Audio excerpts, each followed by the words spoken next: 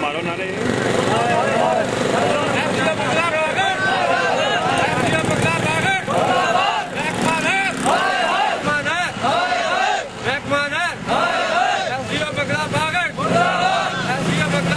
बाहर के मुल्कों से उसके लिए हमेशा फॉरेन करेंसी का अरेंजमेंट होता है, तो उनको चाहिए कि फैसिलिटीज दी जाए। लेकिन यहाँ पर ये होता है कि अगर पानी प्रॉपर भी लेना चाहे, पानी पूरा भी लेना चाहे, जो कि हमारा